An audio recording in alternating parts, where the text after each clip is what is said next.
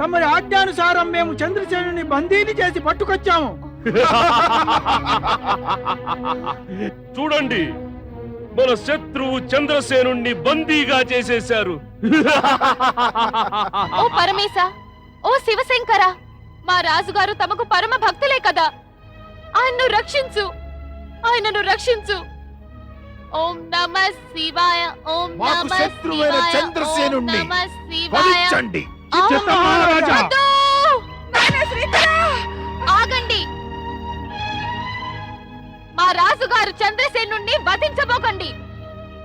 వధించాలనుకుంటే మాత్రం ముందుగా మీరు నన్ను వధించేసేయండి. వీళ్ళిద్దరిని వధించండి. పరమేశ! పరమేశ! రుద్రావతార హనుమంత హనుమంత ఓ మారుతి ఓ పవనపుత్ర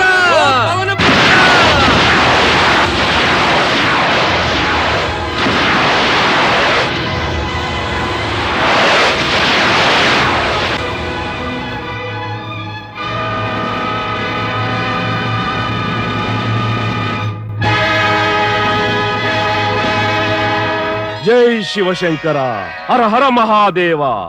నాకేమి ఆజ్ఞ ప్రభు? నా ఆజ్ఞ నిర్వర్తించే ముందు నీ స్వరూపం తెలుసుకోవచ్చా? నేను తమరి ప్రతిరూపాన్నే ప్రభు. సత్యం అదే వీరాంజనేయ. నీవు రుద్రావతారానివి. నా యొక్క అంశతోనే మాత అంజనకు, తండ్రి కేసరికి పుత్రుని రూపంలో శ్రీ మహావిష్ణువు అవతారమైన శ్రీరాముని కార్యం నెరవేర్చేందుకు నీవు అవతరించావు. నా జీవితం ధన్యమవుతుంది ప్రభు. నేనిప్పటిదాకా శ్రీరాముని ఆగమనానికై నిరీక్షిస్తున్నాను. ఆయన రాకకు ముందుగా నీవు ఇతర కార్యాలు పూర్తి చేయాలి హనుమా. ఆజ్ఞాపించండి పరమేశ. నీవు అత్యాచారాలు చేస్తున్న రాజా సింహాదిత్యుడు, రాజా రిపుదమనుల బారి నుంచి నా భక్తులను కాపాడాలి. వారు ఉజ్జయినిలో షిప్లా నదీ తీరాన నా ధ్యానంలో లీనమై ఉన్నారు. తమరి భక్తులకు జరుగుతున్నటువంటి అన్యాయాన్ని, అత్యాచారాల్ని తమరికి అంశావతారమైన నేనెలా సహించగలను దేవాదిదేవా? తమరు నిశ్చింతులు కండి. నేనా దుష్టులను తప్పక దండిస్తాను. వారిని కేవలం దండించు. ఆ భక్తుల ఆరాధనకు ప్రతిఫలంగా వారికి దర్శనము ఆశీస్సులు నీవే ఇవ్వు. ఇదే నా కోరిక. తమరి ఇచ్ఛను ఈ రుద్రావతారుడు పూర్తి చేస్తాడు.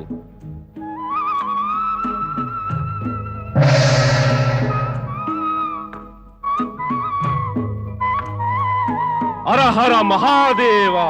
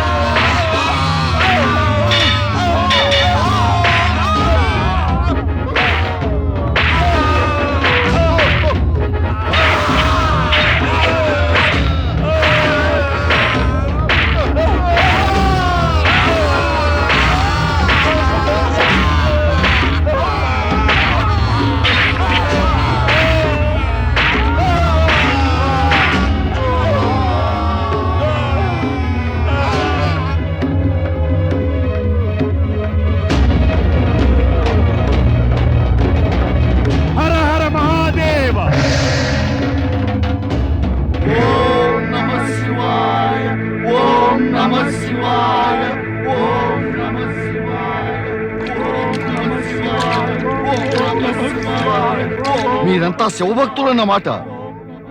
శివశక్తిని పెంచుతారా? నాకింకా కష్టాలు కలిగిస్తారా? నేను అలా జరగనివ్వను. మిమ్మల్ని అందరినీ సర్వనాశనం చేసేస్తా.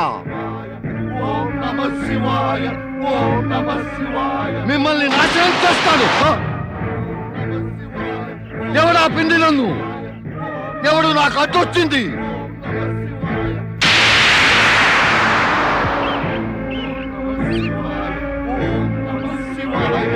నీకడ్డొచ్చినది నీ మృత్యువే. శివభక్తులపై అత్యాచారాలు చేసి నీవు నీ మృత్యువును ఆహ్వానించావు. నేను సర్వశక్తివంతుణ్ణి. సర్వశక్తివంతుడైన వారికి మృత్యు అనేదేమీ ఉండదు. అజ్ఞాని. సర్వశక్తివంతుడు అమాయకులపై ఎన్నడూ అత్యాచారాలు చేయడు. తనను గురించి తానై సర్వశక్తి సంపన్నుడని చెప్పుకోడు. వాడికి మృత్యు అనేది ఉండదు. కానీ నీలో ఈ 3 దోషాలు ఉన్నాయి. నాకు బ్రహ్మవరాలిచ్చాడు. నేను అజేయుణ్ణి, నిర్భయుణ్ణి, అందువల్లే సర్వశక్తివంతుణ్ణి. అజయుడివి కావు, నిర్భయుడివి కావు. నీవు దుర్బుద్ధి గలవాడివి. నిర్భయుడివైతే సర్వశక్తివంతుడవయ్యే వరము కోరుకోవు. ఇక్కడకు వచ్చి శివభక్తుల ఆరాధనకు విఘ్నము కలిగించవు. నీకు బ్రహ్మవరాలు ఇచ్చినప్పుడు స్పష్టంగా చెప్పలేదా? శివభక్తులను విరోధించవద్దని, వారికే విధమైన కష్టాలను కలిగించవద్దని. లేకుంటే వినాశం కలుగుతుంది. ఇప్పుడు ఆ క్షణం వచ్చేసింది దూషణ. నీ ఈ మాటలకెన్నడు దూషణుడు భయభీతుడవడు. నేను చెప్పేది ఇదే. నీవు గనక నీ హితం కోరుకుంటే వెళ్ళిపోతా క్షణం.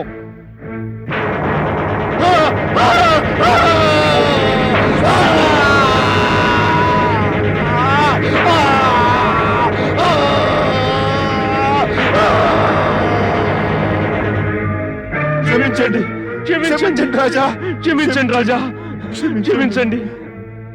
మాకు తమరు శివభక్తులనే విషయం తెలియదు. మాకు తెలీదు. స్వయంగా శివుడే తమరు కాపాడతారని. ఘోరమైన తప్పు చేశాం చంద్రసేన మహారాజా. తమరు క్షమించకపోతే హనుమంతుని ఈ కథ మమ్మల్ని దండిస్తూనే ఉంటుంది. శివస్వరూప ఆంజనేయ, నేను ప్రార్థిస్తున్నాను. తమరు తమ మూల స్వరూపంతో ప్రత్యక్షమై రాజా సింహాదిత్యుణ్ణి, రాజా రిపుదమనుణ్ణి కూడా క్షమించండి. మీరిద్దరూ నన్ను కాదు, శివదూత హనుమంతుణ్ణి క్షమాభిక్ష కోరండి. ఓ శివస్వరూప హనుమంత, దయచేసి ప్రత్యక్షమై మాకు దర్శనం ఇవ్వండి. క్షమ కోరే ఈ యాచకులకు క్షమాభిక్ష పెట్టండి.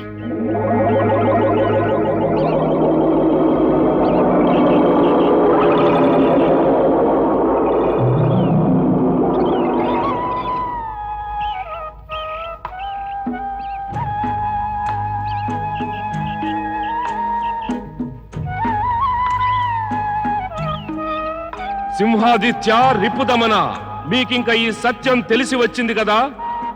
శివభక్తులను బాధించదలిచిన వారు తామే బాధల నుంచి తప్పించుకోలేరు. శివభక్తుల కోరికపై నేడు మీకు క్షమాభిక్ష లభిస్తోంది. చంద్రసేన మహారాజు రాజ్యాన్ని ఆయనకు మళ్ళీ తిరిగి ఇవ్వండి. అలాగే ప్రభు, అలాగే. చంద్రసేన మహారాజు రాజ్యంపై ఆయనకే ఆధిపత్యం ఉంటుంది. భవిష్యత్తులో ఇటువంటి పొరపాటు ఎన్నడూ జరగదు. జరగబోదు ప్రభు, జరగబోదు. పరిణామం గుర్తుంచుకుంటే పొరపాట్లు జరగవు కదా. ఇటు ఈ శివభక్తులిద్దరినీ చూడండి. సాక్షాత్తు శివుడే వీరిని కాపాడతారు. అదంతా పరమేశ్వరుని కృపయే. ఆ కృపకు కారణం నీ భక్తియే కదా. మీరిద్దరూ శివభక్తులై శివుణ్ణే నమ్ముతారు. ఆయన మిమ్మల్ని కరుణిస్తారు. మీ ఇద్దరు శివభక్తులుగా సదా అమరులవుతారు. ఈ మహాకాళేశ్వర జ్యోతిర్లింగ మహిమ కూడా మీ పేర్లతో వర్ధిల్లుతుంది. ఓ శివస్వరూప ఆంజనేయ, తమరు వీరిద్దరికి క్షమాభిక్ష పెట్టారు. తమరు దయచేసి నన్ను కూడా క్షమించండి. నేను కూడా నా పుత్రుడు శ్రీకరుడి శివారాధనకు భంగం కలిగించాను. నీ పుత్రుడు శ్రీకరుని శివభక్తిలో నీ తప్పులు కలిసిపోయి విలీనమైపోయాయి. శ్రీకర, నీవు వచ్చే జన్మలో వ్రజభూమిపై నందగోపుని రూపంలో జన్మిస్తావు. శ్రీ మహావిష్ణువు యొక్క పూర్ణావతారం శ్రీకృష్ణుని పాలకుడిగా తండ్రివవుతావు. ఓ సంకట విమోచక ఆంజనేయ, తమరు ప్రత్యక్షమై మాపై ఎంతో దయ చూపారు. సంకటం నుంచి తప్పించారు, మమ్ము కాపాడారు, మాకు దర్శనము ఇచ్చారు. కానీ నేను పరమేశుడైన శివుని మనసారా ఆరాధించాను. కేవలం శివ దర్శనం ఒక్కటే నా కోరిక.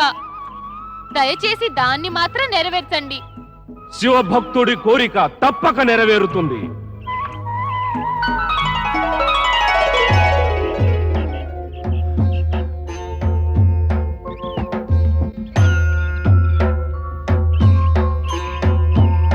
జై పరమేశ. భక్తవత్సలుడు పరమేశ్వరికి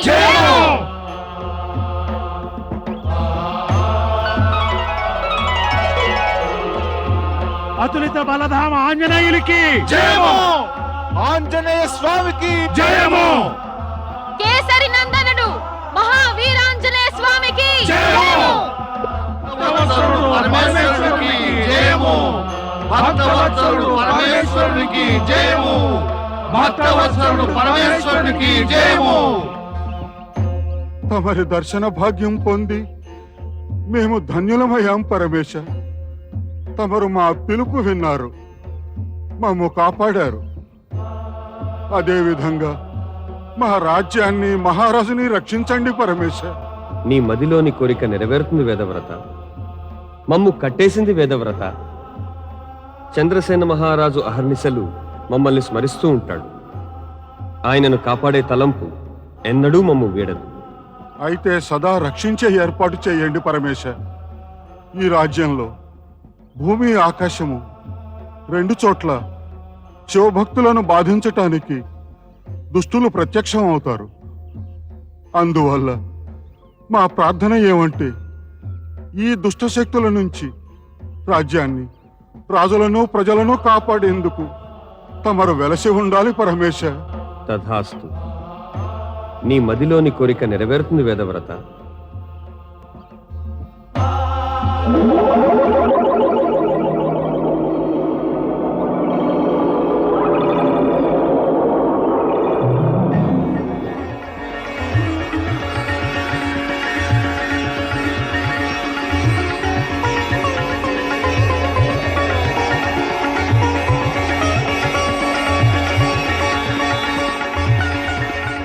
ఈ జ్యోతిర్లింగం మహాకాళేశ్వర జ్యోతిర్లింగంగా ప్రసిద్ధమవుతుంది.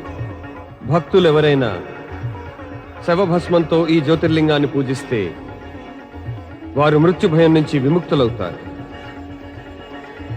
జగతిలో అన్ని రోగాలు, బాధలు, వ్యాధులు నయమవుతాయి. ఓ పరమపిత బ్రహ్మదేవ, తారక పుత్రులు, ఆ ముగ్గురు తారక పుత్రులు మీ వరప్రాప్తి పొంది విధ్వంసాన్ని మళ్లీ మొదలు పెడతారు. వారి తండ్రి తారకాసుడు మొదలెట్టినట్లే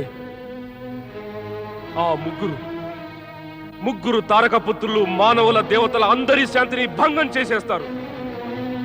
తమరు వారికి వరాలను ఇవ్వకూడదు పరమపిత. అదే మనందరికీ శ్రేయస్కరం ప్రభు.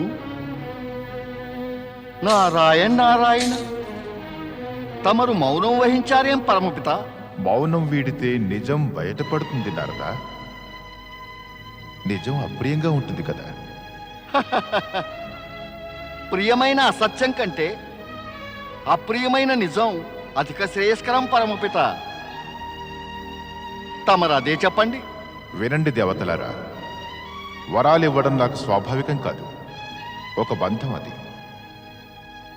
సురాసురులెవ్వరికీ నేను చెప్పలేదు నా తపస్సు చెయ్యమని కాని, నా వరాలను పొందమని కాని. ఎవరు తపస్సు చేసినా దానికి ప్రతిఫలం ఇవ్వడానికి నేను వచనబద్ధుని. మరి ఇక మా సంగతి ఏమిటి బ్రహ్మదేవా? అదైతే భవిష్యత్తుకే తెలియాలి. మరి మీ ఈ దీనస్థితి చూసి నాకు మహాశ్చర్యంగా ఉంది. ఆ అసురుడు తపస్సు చేసి సామర్థ్య సఫలతలకై వరాలు పొందాలని తీవ్రంగా ప్రయత్నిస్తున్నారు. కానీ ఈ దేవతలు వారి తపస్సుకు భయభీతులై చింతిస్తూ తమ ఆత్మబలాన్ని పోగొట్టుకుంటున్నారు. ఈ పరిస్థితిని పరికిస్తే దేవాసురుల భవిష్యత్ ఏమిటో తెలుస్తోంది.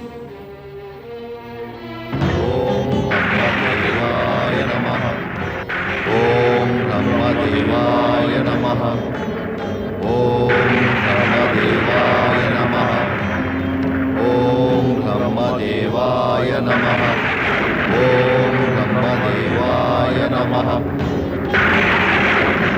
ఓం బ్రహ్మదేవాయ నమః.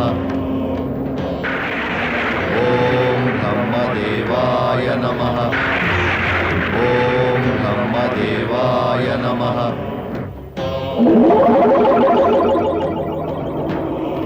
ఓం బ్రహ్మదేవాయ నమః ఓం బ్రహ్మదేవాయ నమః ఓం బ్రహ్మదేవాయ నమః ఓం బ్రహ్మదేవాయ నమః ఓం బ్రహ్మదేవాయ నమః ఓం బ్రహ్మదేవాయ నమః ఓం బ్రహ్మదేవాయ నమః ఓం బ్రహ్మదేవాయ నమః ఓం బ్రహ్మదేవాయ నమః ఓం బ్రహ్మదేవాయ నమః ఓం బ్రహ్మదేవాయ నమః భక్త తారకాక్ష, బ్రహ్మదేవాయ కమలాక్ష, ఓం విద్యున్మాలి, కళ్ళు తెరవండి వత్స.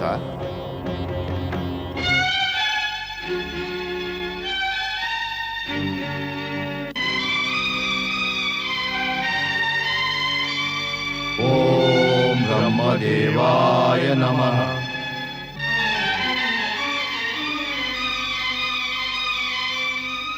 తమ దర్శన భాగ్యం వల్ల మేము ధన్యులం బ్రహ్మదేవా. మా ఆరాధన ఫలించింది. మా తపస్సు సఫలమైంది బ్రహ్మదేవ. అవును సాధకులారా, మీ తపస్సు సఫలమయ్యింది. కోరుకోండి, ఏ వరాలు కావాలి? మా పూజ్యపిత తారకాసురునిలాగా మమ్మల్ని కూడా అమరులయ్యేట్లు వరవివ్వండి బ్రహ్మదేవా. అవును, మమ్మల్ని ఎవరు చంపకుండా. మేము అమరులం కావాలి బ్రహ్మదేవ. అటువంటి వరం ఇవ్వడం విధి విధాన రీత్యా అసాధ్యం. అమరుల వాళ్ళని వరం కాకుండా ఇంకేదైనా కోరుకోండి. తారకాక్ష, ఏదైనా మంచి వరం త్వరగా కోరు. అవును భ్రాతశ్రీ, ఇంకేదన్నా కోరండి. మాకు 3 అభేద్య దుర్గాలను వరంగా ఇవ్వండి బ్రహ్మదేవా. అవి స్వర్ణ, రజత, లోహాలతో నిర్మించాలి బ్రహ్మదేవా. ఆ 3 పురాలు ఆకాశంలో ఒకదాని మీద ఒకటి ఉండాలి బ్రహ్మదేవ. అవి దేవతలకు సైతం అదృశ్యంగా ఉండాలి. మా వధ కేవలం పరమశివుని వలనే జరగాలి. అప్పుడు ఉత్తమ ముహూర్తాన పుష్య నక్షత్రంలో స్వర్ణపురం, రజతపురం, లోహపురం 3 ఒకదానితో ఒకటి కలవాలి. తథాస్తు. నేను శీఘ్రంగా ఈ 3 అభేద్య పురాల నిర్మాణం అసురుల శిల్పి మయాసురుడి ద్వారా పూర్తి చేయిస్తాను.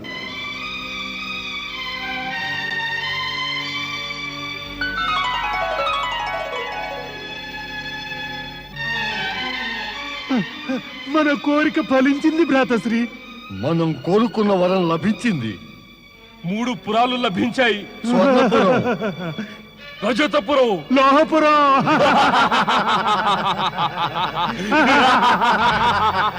ఓం నమః శివాయ, ఓం నమః శివాయ, ఓం నమః శివాయ, ఓం నమః శివాయ, ఓం నమః శివాయ, ఓం నమః శివాయ.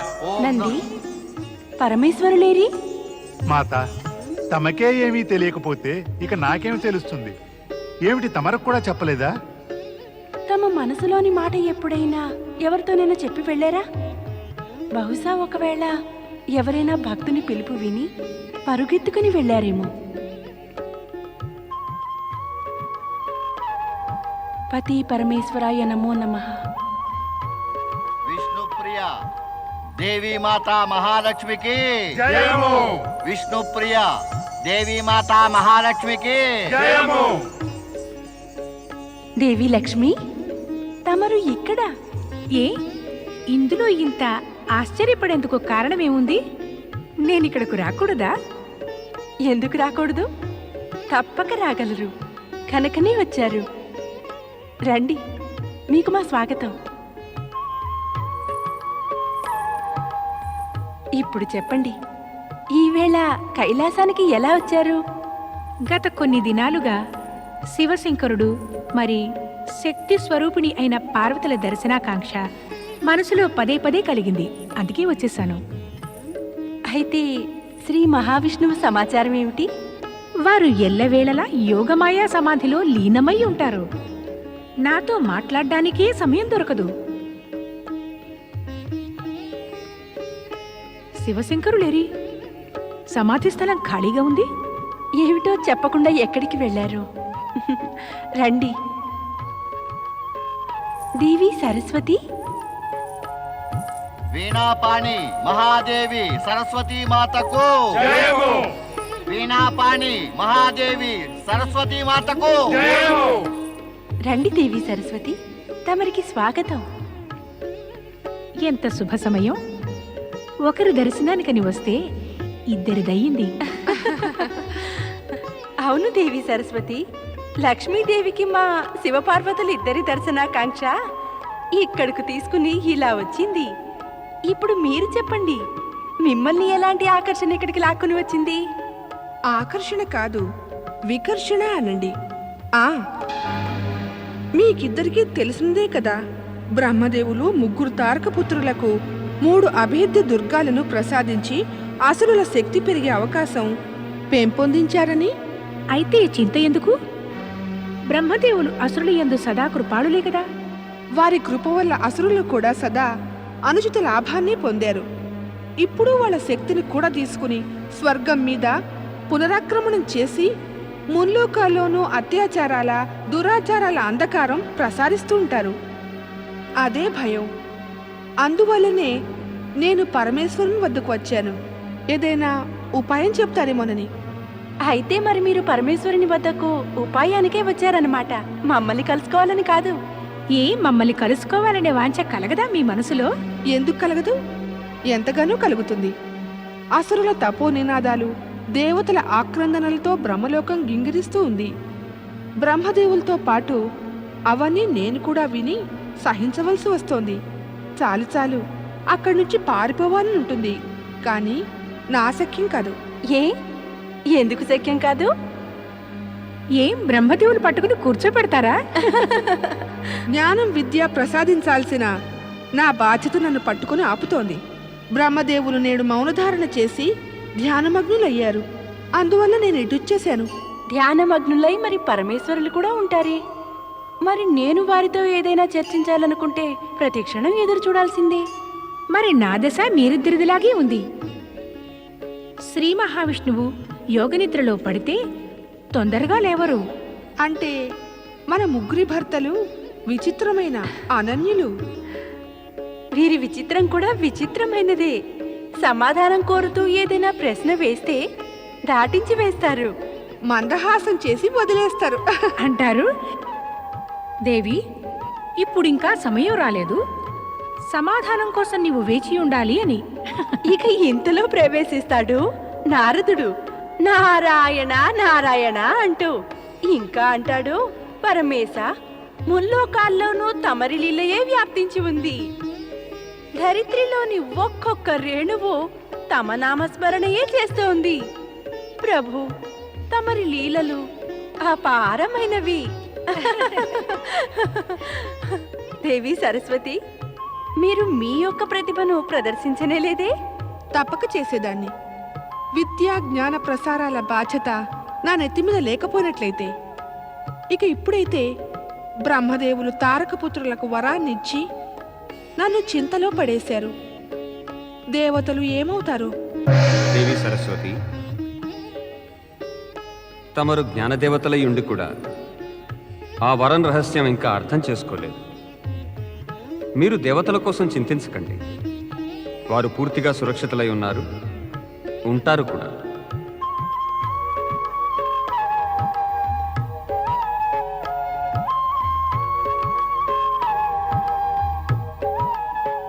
ఇదేమిటి? శివశంకరుల దర్శనం అవగానే బయలుదేరారు మీ ఇద్దరును.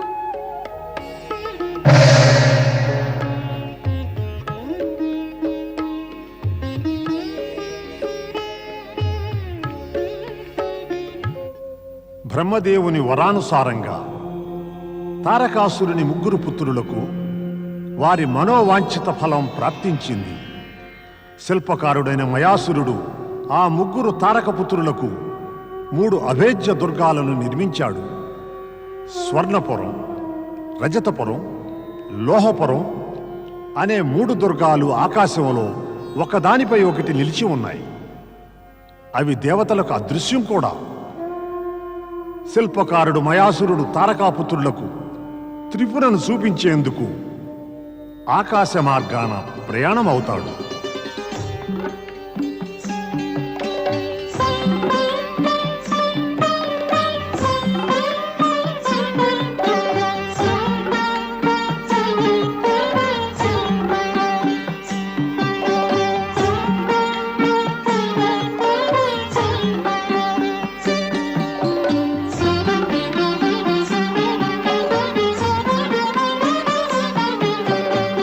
అసురరాజ తారకాక్ష, కమలాక్ష, విద్యున్మాలి, మీ ముగ్గురు కోసం నేను ఈ స్వర్ణపురం, ఆహా, అద్భుతంగా ఉంది. రజతపురం, అనూహ్యం, దృఢంగా, గొప్పగా ఉంది. ఇంకా లోహాపురం, సుందరం, సురక్షితం కూడా. ఈ 3 పురాల నిర్మాణం నేను మీకోసమని చేశాను. ఈ 3 కూడా అద్భుత దుర్గాలు. ఇవి త్రిపుర అనే పేరుతో రాజులుతాయి. అవును శిల్పి మయాసుర, ఈ దుర్గాలు నిస్సందేహంగా అద్భుతమైనవే. బ్రహ్మదేవుని వరం దొరికినందువల్ల ఈ 3 పురాలని ఏ శత్రువు కూడా ఆక్రమించలేడు. వీటి లోపల మనం సదా సురక్షితం. బ్రహ్మదేవులు మనం శివుని చేతిలో మరణిస్తామనే భవిష్యవాణి తెలిపారు. మనం ఎలా సురక్షితం?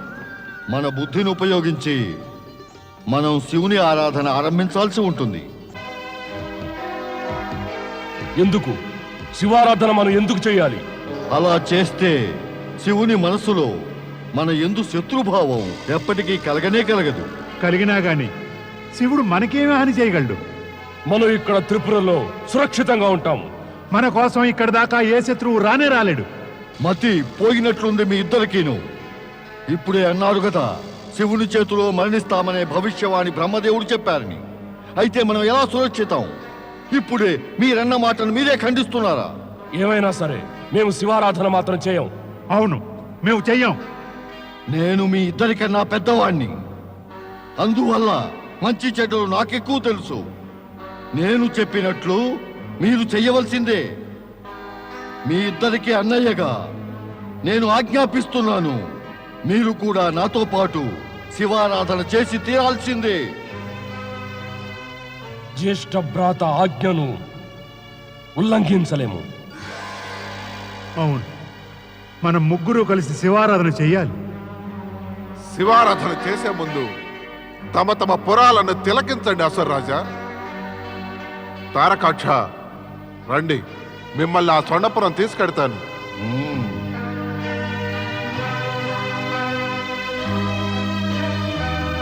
ఇప్పుడు మనం బ్రహ్మదేవుని శరణు కోరి తీరాల్సిందే. ఇంకా వేరే ఉపాయం కూడా ఏముంది?